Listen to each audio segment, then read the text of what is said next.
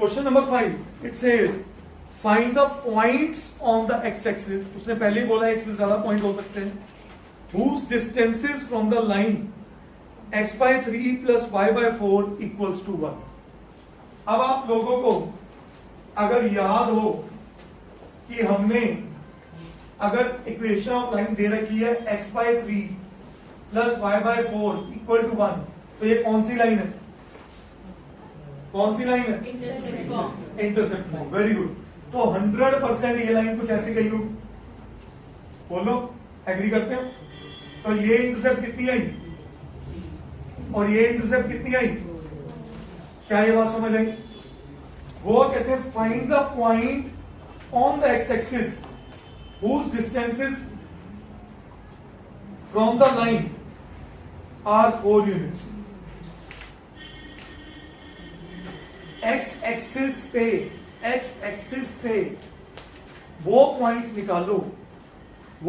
निकालो जिसका इस लाइन से डिस्टेंस कितना होता हो? 4 यूनिट्स। ठीक है जी, इज दैट क्लियर? इसकी इक्वेशन दे दी गई है मेरे पास x by 3 plus y by 4 equal to 1।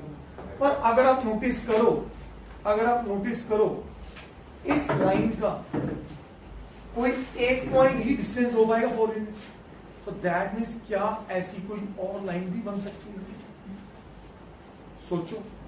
तो अगर मैं आपको थॉट करवाऊं तो क्या ये लाइन बनेगी? बोलिए, क्या ये डिस्टेंस फ्री है? बोलो, अग्री करें। क्या ये डिस्टेंस 4 है? इंटरसेप्ट दे रखी है, एक्स की वैल्यू नेगेटिव है? नहीं है। पर यहां तो सारी की सारी वैल्यूज क्या है? पॉजिटिव। क्या ये बात समझ आई?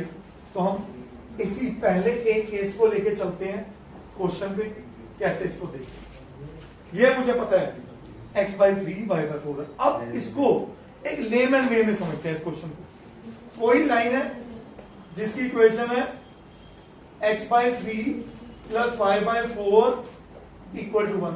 ठीक है, कोई लाइन, मैं एक्चुअल लाइन पे नहीं गया, कोई लाइन है जिसकी इक्वेशन ही है और ये इस पॉइंट से डिस्टेंस मांग रहा है, सॉरी वो मांग रहा है क्या कि ये पॉइंट एक्स एक्सिस पे है। तो अगर एक्स एक्सिस पे है तो x, 0 होगा, या मैं ये लिखूं x1, 0 होगा। बोलो यस और नो। क्या ये पॉइंट समझ आया सबको?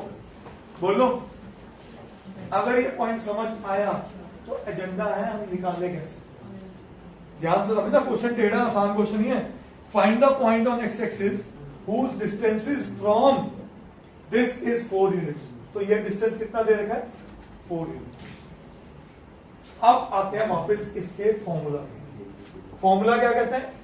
Distance is equal to a x1 plus b y1 plus c upon under root of a square plus b square. Yes और no?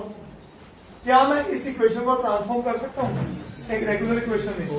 4x 3y is equal to 12। 1 नहीं बेटा, एलसीएम लेकर 12 उधर जाएगा। ठीक है, अब अगर ये d देख रहा हूं, d की वैल्यू क्या है? 4, डिस्टेंस 4 दिया, a क्या पॉइंट आया? 4, x1 की वैल्यू x1 प्लस y1 की वैल्यू 0, तो ये सारा क्या बन गया?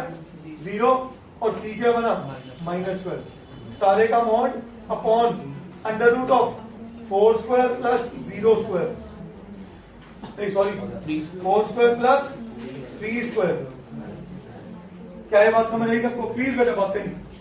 What is 4 square? 16, 3 square 9, root 5, 5 4 20। 20 is equal to, मेरे पास अंडर रूट के अंदर क्या बना? 4x1 minus 12। सब बच्चों को पता है मॉड दूसरी तरफ क्या करती है?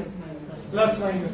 तो ये बना plus minus 20 is equal to 4x1 minus 12। तो अब दो केस बन गए। पहला केस क्या बन गया? 4x minus 1, 4x1 minus 12 is equal to 20, और दूसरा केस क्या बना? 4x1 minus 12 is equal to minus 20। ठीक है जी, तो यहां बना 4x1 इज इक्वल टू 32। तो x1 क्या है बेटा? 8, और इधर क्या बना 4x1 is equal to -20 plus 12 minus 8, तो x1 क्या बना -2। क्या ये बात समझ आया? सो 2 पॉइंट्स आ गए x1 के, सो देयरफॉर रिक्वायर्ड पॉइंट्स मेरे पास क्या है बेटा, बोलो 8,0 एंड। अब नोटिस करो, मैंने इस क्वेश्चन को इस अप्रोच में किया ही, समझ आई कहानी?